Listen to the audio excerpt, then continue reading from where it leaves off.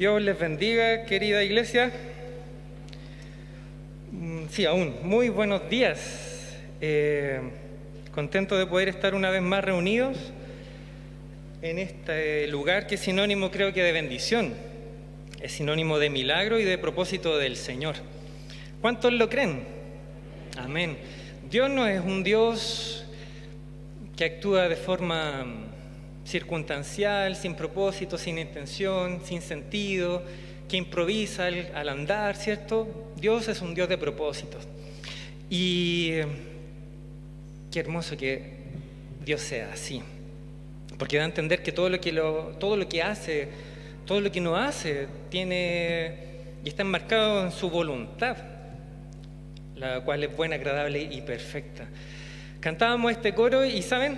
Retrocedí algunos años pensando qué es para mí tener sed. De hecho, ahora tengo un poco. Permiso. Salud. Es agüita y está muy fresca.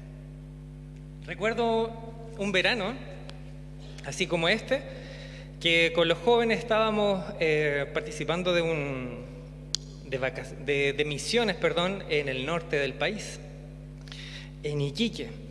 Y por motivo de fuerza mayor no pude ir desde el día 1. Y lamentablemente por un curso de verano que estaba en la universidad, solamente podía viajar por el día. ¿Quién ha viajado a Iquique en bus? Sí. Son en media hora, ¿cierto? Ir y volver.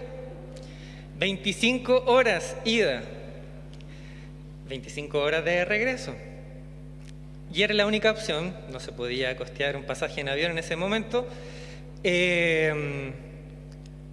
para estar allá, lo que duró un concierto de una tarde allá en Iquique.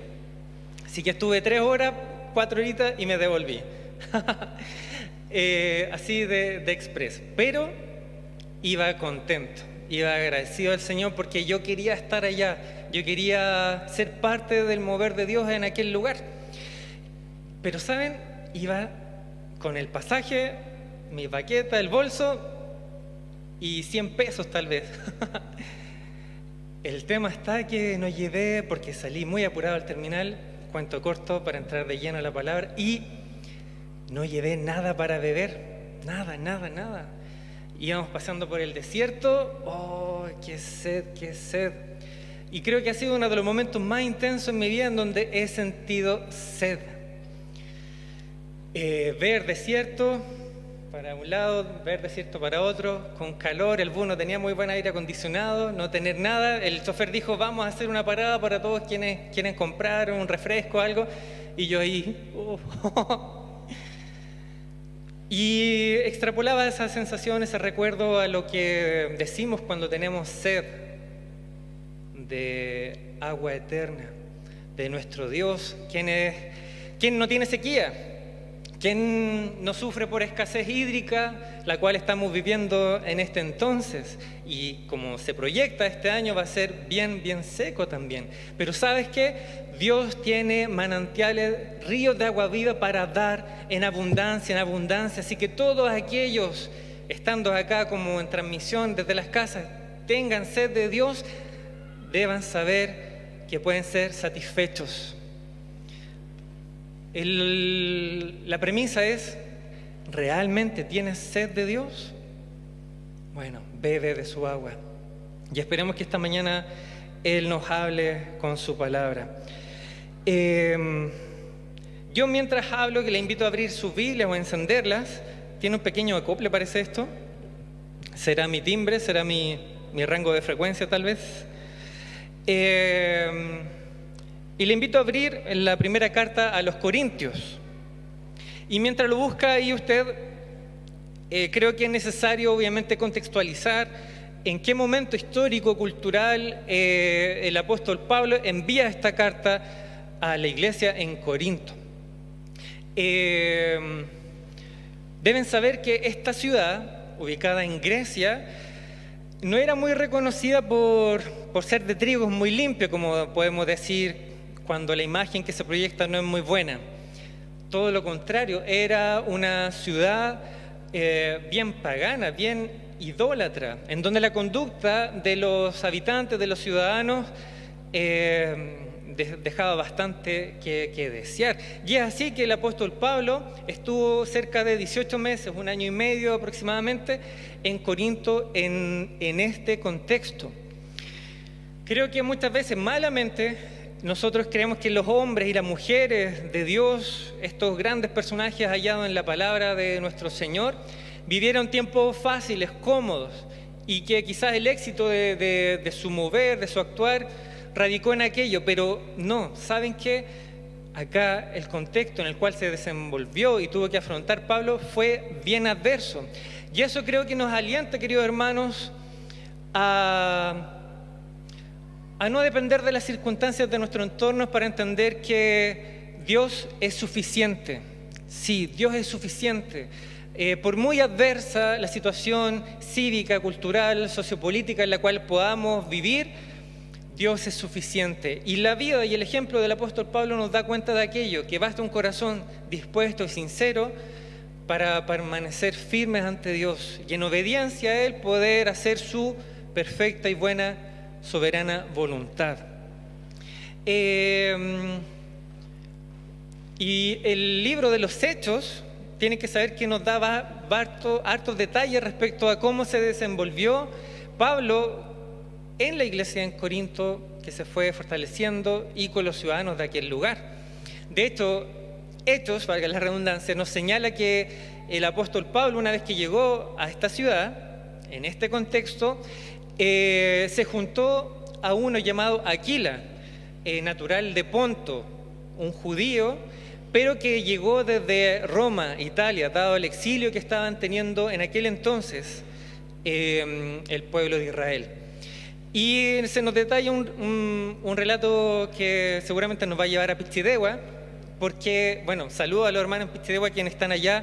Hemos sabido que hay familias que han podido disfrutar de estos días allá en la parcela, y si hay alguien viéndonos allá, al lado de la piscina, en el cerro, sacándonos pica, comiendo pancito amasado tal vez, les mandamos cariñosos saludos. ¿Pero por qué? Se nos dice que el apóstol Pablo se juntó a este hombre, dado que compartían, eran colegas de oficio. Sí, ambos dos fabricaban carpas, tiendas, no como las que conocemos hoy, por cierto, pero ese era su oficio. Y Pablo se juntó para pasar aquel tiempo con esta persona.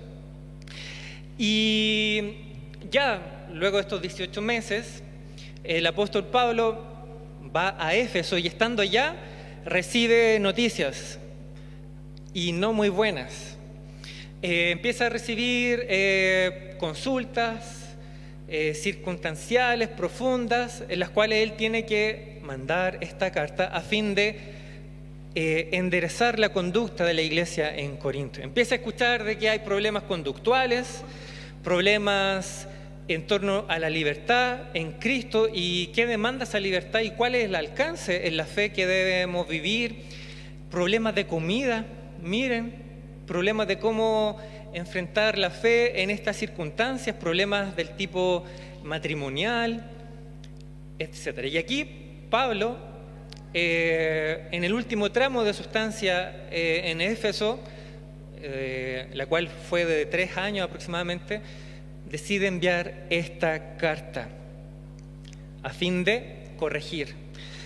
Y se nos dice en 1 Corintios 10, 31, 33, en el nombre de nuestro Jesús, si pues, ahí en pantalla seguramente también se está proyectando, si pues coméis o bebéis o hacéis otra cosa, hacedlo todo para la gloria de Dios. No seáis tropiezo ni a judíos, ni a gentiles, ni a la iglesia de Dios, como también yo en todas las cosas agrado a todos, no procurando mi propio beneficio, sino el de muchos. ¿Para qué? Para que sean salvos. Señor, háblanos una vez más.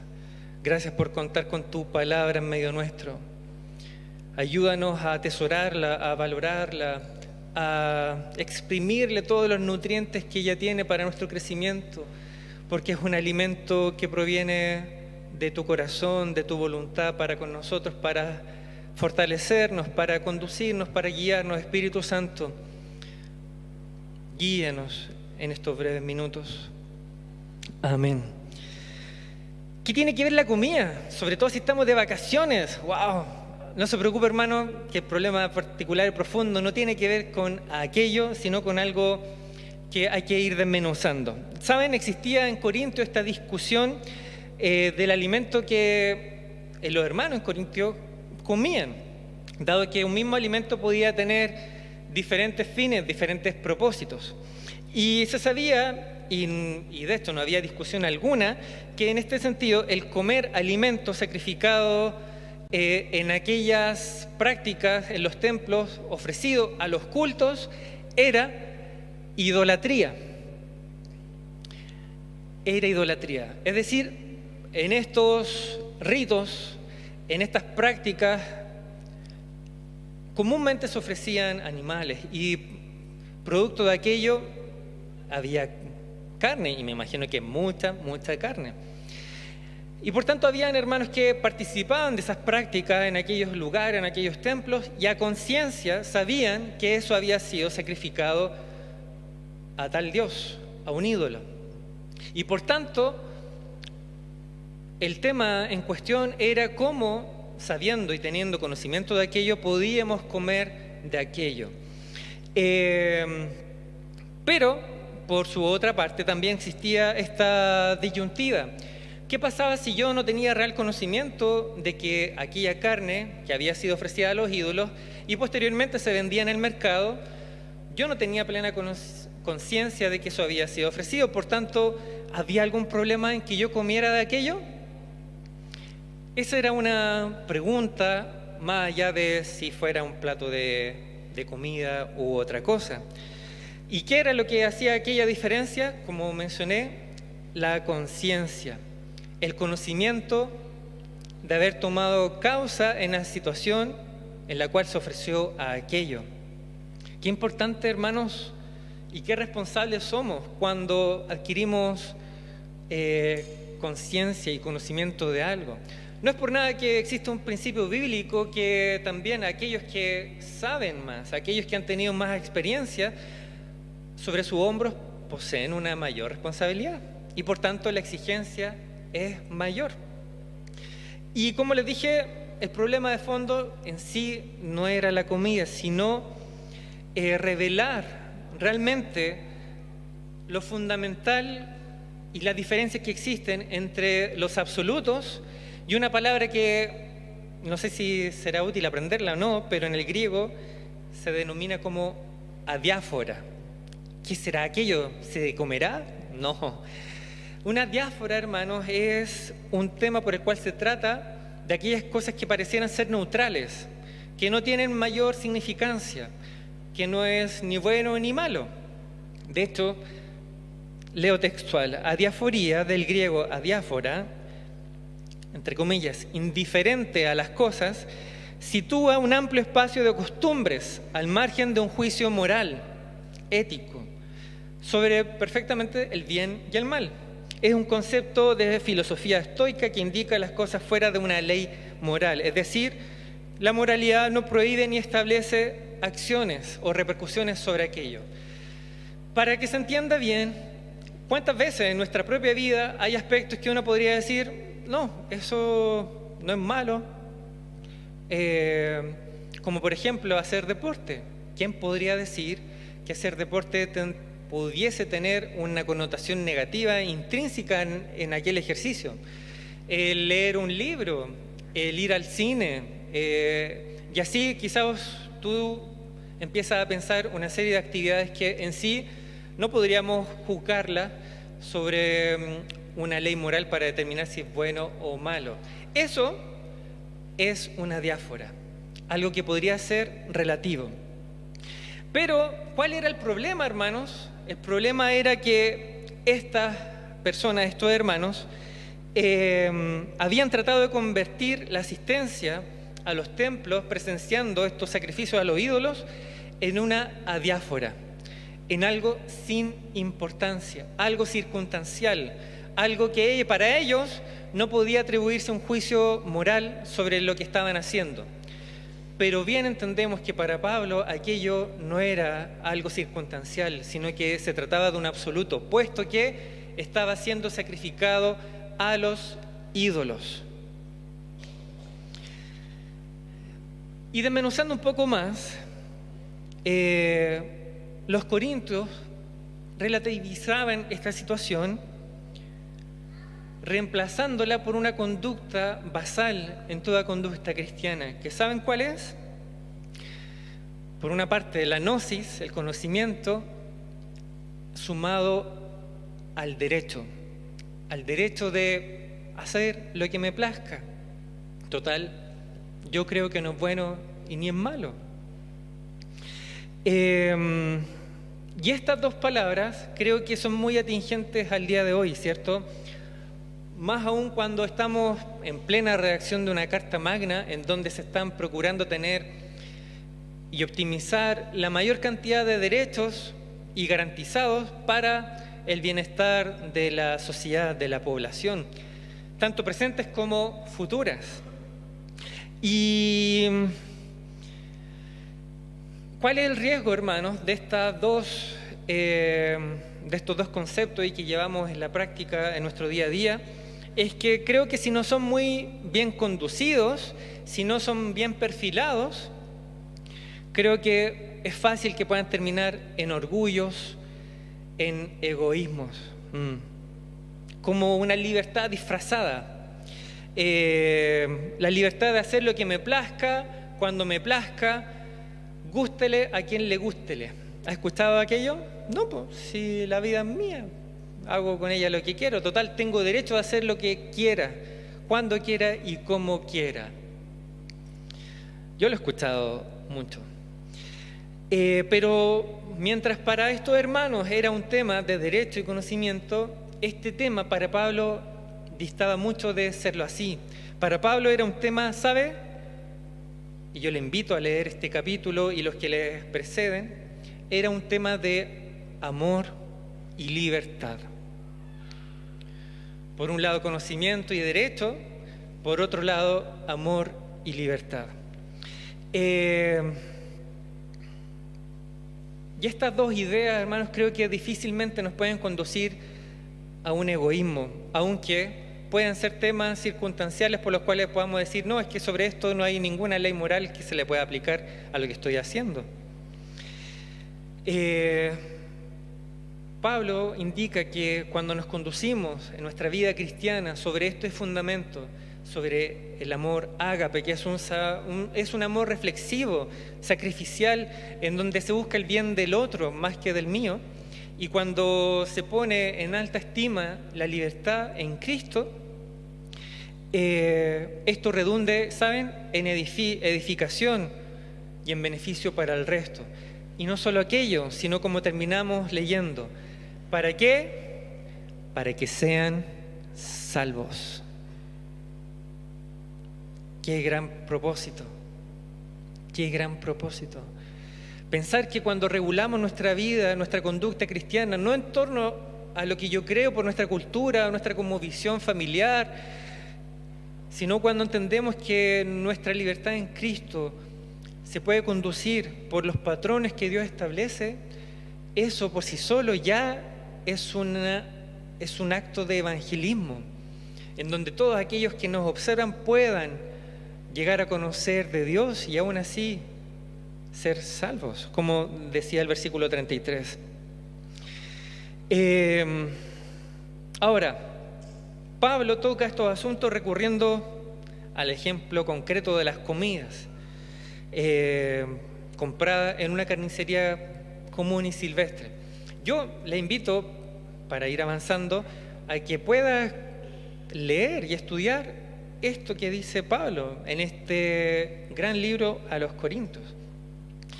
Y aquí, en los versículos 26 y 26, se contrasta estos dos contextos. Por una parte, la carne, cierto, comprada para comerla, obviamente, y las invitaciones en casa de un vecino. Sin embargo, estos argumentos en el conjunto parecen ilustrar esto que ya le hemos dicho, el derecho y la libertad con respecto a las cosas no esenciales. Y Pablo quiere mencionar dos aspectos de interés sobre esta conducta cristiana. Y uno es establecer que uno no es libre en aspectos que son adiáfora, es decir, que la libertad que hemos ganado en Cristo no es precisamente para tener una libertad en aquellas cosas que no son esenciales para dictaminar lo que es bueno y lo que es malo en nuestra vida. Como el tema de la comida, en el capítulo 7 habla respecto de la circuncisión también, y la observancia de los días de reposo, días especiales, sino que en el caso de la comida, del asunto principal que se trata acá, quiere dar a entender que esta libertad no se enmarca en este contexto de poder decir sobre estas cosas sí, sobre estas cosas no. Y lo segundo, que aún así esta libertad personal, hermanos, con lo importante que es para Pablo, Pablo se refiere mucho a la libertad en Cristo, ¿saben? Aunque suene paradójico, la libertad que tenemos en Cristo no es el fin en sí mismo para nosotros. No es el sumo bien de la vida cristiana, hermanos. Y aquí yo creo que cuando los corintios empezaron a entender esto, fue como revelación de parte de Dios a sus vidas. ¿Saben lo que es? Buscar el bien de los demás. Incluso de estos ejemplos concretos se nos invita a poder ceder en virtud de la conciencia de los demás, como se señala en el versículo 28-29 que les preceden. Lo que a fin de cuentas, hermanos, no regula la ley, no regula la libertad, no es la ley en Dios. Tampoco es el derecho a sentirnos, valga la redundancia, con el derecho a poder hacer y no hacer lo que queramos. Lo que domina es la libertad puesta en el contexto, en el beneficio y en la edificación de nuestros hermanos. Díganme si eso no es fácil. Creo que es bastante complejo, ¿cierto? Ya muchos problemas tengo yo con lidiar con mis propias situaciones, mis propias luchas, cuando más encima tengo que pensar en cuidar la conciencia de mis hermanos.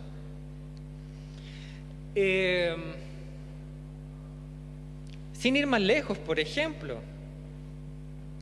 un tema tabú, el alcohol. Chan, chan, chan, controversial. ¿Saben? Nosotros con el grupo de jóvenes y el equipo de líderes con los cuales trabajamos, y a nivel de presbiterio también, hemos tomado ciertos acuerdos, no sobre la premisa de hacer dogmas de enseñanzas que no son fáciles de tomar bíblicamente para poder decir esto es doctrinal y esto es una norma que entendemos por el bien en el contexto cultural, histórico en el cual la iglesia está situada. Y como conclusión de aquello, nosotros hemos hablado con nuestros líderes y le hemos dicho, ¿saben? Bíblicamente no tendríamos mayor asidero para decir si esto es bueno, si esto es malo. Está al margen, por cierto, sobre toda lógica y razón, el embriagarse. Aquello sí es condenado por la palabra. Pero el servirse una copa de vino, tal vez al almuerzo, o algo por el estilo, de hecho, al parecer dicen que es bueno para la salud, en términos cardíacos, no lo sé, la verdad. Pero no tenemos mayor argumento para hacer de esto un dogma y no queremos hacerlo, no queremos poner mayor carga de la que Dios nos ha pedido sobreponer. Pero sí queremos ser ejemplo y testimonio. Por tanto, si tú sabes que hay un joven que le complica este tema, ¿estás dispuesto a dejar de de beber por amor a aquel hermano? Si para ti no es problema, pero tomando conciencia de que este joven que llegó hace poco tiene problemas, y si te ve a ti como un ejemplo en testimonio, en conducta, un líder que está dirigiendo, que está predicando, y si te viera a ti, ¿tú qué crees que pasaría con la conciencia de aquel hermano? ¿Podría significar de tropiezo? Por tanto, aquí prima, queridos hermanos, un tema que es circunstancial, que es una diáfora, ¿cierto? Pero que cuando buscamos el beneficio del otro, deja de ser un tema circunstancial. Y es ahí la pregunta: ¿tú estás dispuesto a hacer y buscar el beneficio del hermano que te está viendo? De los adolescentes, de los niños que vienen de la escuela dominical. Por tanto, con aquellos hermanos, en la plana de liderazgo tomamos esta norma. Y sin letra chica, es una invitación. Si tú lo vas a hacer, por favor remítete a hacerlo guardando el cómo, el cuándo, con quién, y menos subiéndolo a las redes sociales. ¿Qué sentido tiene? Bien, podríamos decir que en sí no es malo, pero desconocemos el efecto que puede ocasionar en aquellos que procuramos que se acerquen más al Dios. Y ha sido lindo ver que muchos de las personas que trabajan en el liderazgo han tomado esto simplemente por amor, tal vez teniendo un derecho garantizado. Trabajo arduamente, gano mis pesitos, de vez en cuando tengo el derecho de poder hacer esto, sí. Pero la libertad que tenemos en Cristo no es para buscar nuestro propio beneficio, hermanos, sino el del resto. Ya para ir terminando,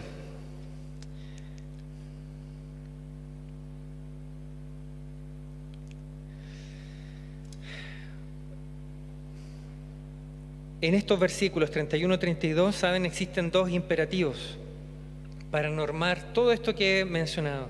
¿Saben lo que es?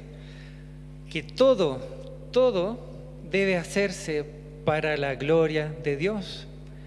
Sea que comamos, sea que bebamos, sea que hagamos un deporte, sea que tengas el hobby que quieras, todo debe buscar reconocimiento, honra, agradar a nuestro Dios.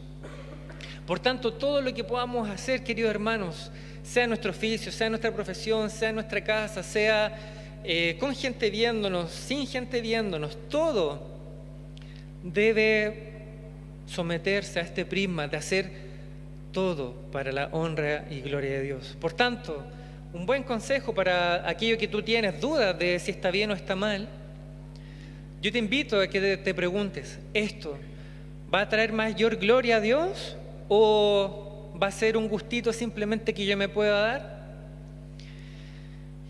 Y si tal vez la respuesta es esta segunda, te invito a hacerte esta otra. ¿Estoy en condiciones de dejar de hacer esto por amor al resto? Y si tu respuesta es que no, pues es que ¿por qué? ¿Pero por qué? Y empiezas a razonar, a cuestionar, déjame decirte que tal vez de ese cuestionamiento existe una pequeña atadura. Y eso se contrapone a la libertad en Cristo que tenemos. Y lo segundo, no hay que ocasionar ofensa a nadie, sea judío, pagano o hermano creyente. No es solamente entre nosotros, no, es algo horizontal y transversal. Es así como este versículo 31 recoge el tema de la libertad, hermanos, y le da su correcto enfoque. Como conclusión, toda la vida de uno, queridos hermanos, debe ser para la gloria de Dios. Sí, grabémonos eso a fuego en nuestra mente, en nuestro corazón. Para todo en cuanto hagamos, por muy sutil, por muy pequeño que pueda parecer a tus ojos, todo debe buscar reconocimiento. Usted dirá, bueno, pero ¿qué es gloria? ¿Qué es aquello? Lo mencionamos mucho en nuestra jerga cristiana, ¿cierto? Y para quienes no sepan, para quienes no están escuchando, es interesante esta palabra que no pretendo analizarla en este momento, pero tiene que ver con algo que en el Antiguo Testamento se refería a aquello que le daba peso a algo. Que cuando tú lo ponías a la balanza se inclinaba. ¿Por qué? Porque el peso de algo era directamente proporcional al valor que tenía.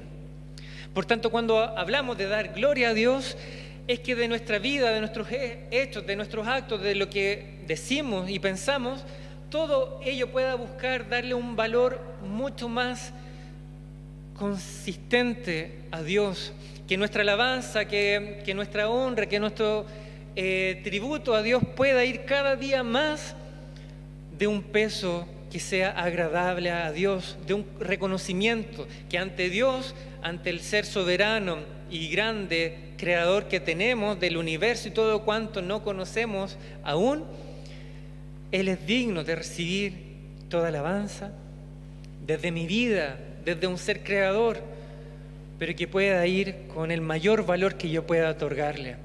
Es majestad, es honra, es su bendita gloria. Y lo segundo, como conclusión, que en aquellas actividades que no sean específicamente buenas ni malas, sino que son dejadas a la conciencia, que es un temazo, hermanos, es un gran tema a tratar, la pregunta primordial no debiera ser ¿qué es lo más satisfactorio para mí? Sino que ¿qué traerá honor a la causa de Dios?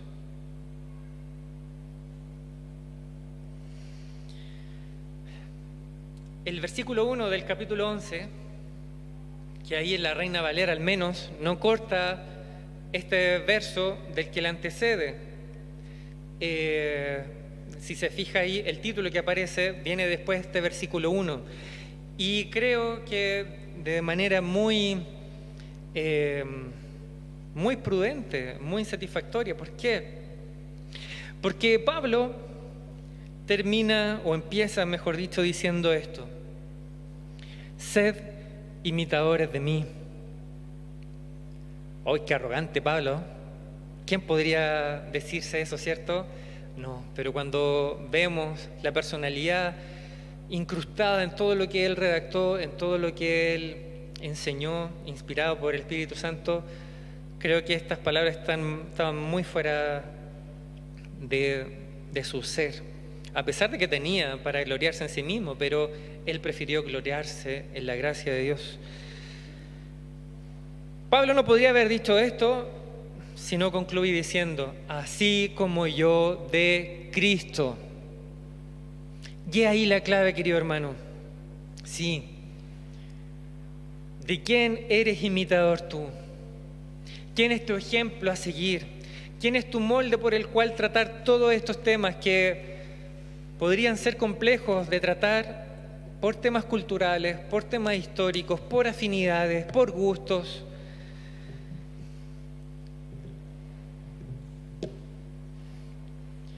Querida iglesia,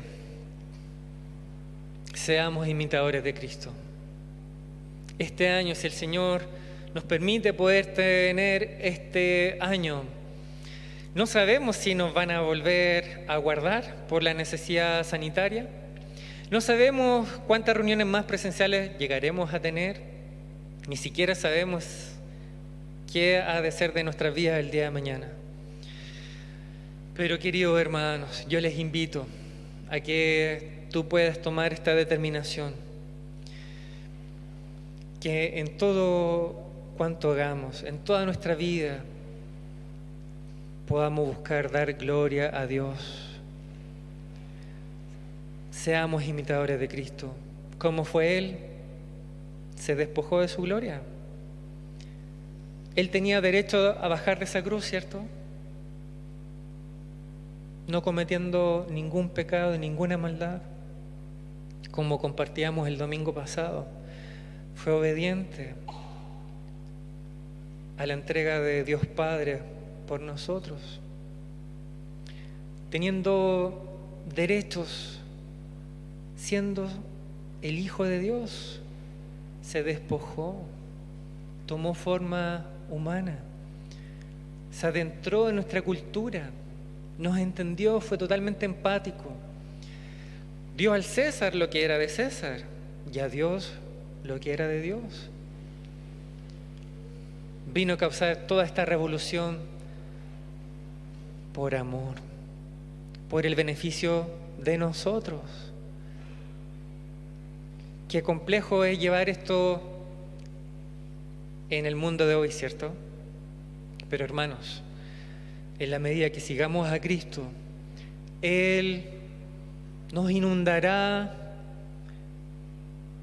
hasta sobreabundar de su amor, y su amor operará en nosotros. No será nuestra cosmovisión, no será nuestras capacidades, no será nuestra fuerza de voluntad, será su presencia, su Espíritu Santo. ¿Para qué? Para que sean salvos. Wow. ¿Quieren aquello, hermanos? Que muchos más se acerquen a los pies del Señor. Yo lo anhelo, yo lo quiero. Preparémonos para ello. Señor, creo haber compartido lo que tú pusiste estos días en mi corazón. Quizás hay muchas cosas que tal vez no logré explicar, otras sí, pero Dios, creo que tu Espíritu Santo también es capaz de educar nuestra conciencia por medio de tu palabra. ¿Cuánta falta nos hace tal vez educar nuestra conciencia para que cuando tomemos conocimiento de algo y nos veamos enfrentados hacia aquello es solamente en beneficio propio y un gusto personal, y que tal vez no busca el beneficio de la iglesia, no busca el beneficio de nuestros vecinos? ¡Wow! ¡Qué gran desafío! Gracias porque esta carta nos exhorta a buscar aquello que tú pusiste en el corazón de Pablo, aquello que él vio con sus propios ojos, Señor, y que puso esta simiente, esta base apostólica, que también es perfectamente aplicable para nuestros días, nuestros tiempos. Ayúdanos a discernir de aquellos absolutos y de aquellas cosas que no son realmente importantes. Ayúdanos, Señor, a identificar aquellas cosas importantes que para ti son importantes, que son significativas, más aún si se trata de nuestro crecimiento, de nuestra conducta cristiana. Dios, queremos ser una iglesia madura. Queremos indagar en tu alimento, que cada vez pueda ser más sólido y nutritivo para nosotros. Dios, ayúdanos a movernos en amor este año, en este tiempo. Dios, edifícanos, edifica tu iglesia local, más aún en este tiempo, y ayúdanos a hacer luz, sal, para que muchos, Señor, muchos sean salvos. En el nombre de Jesús. Amén.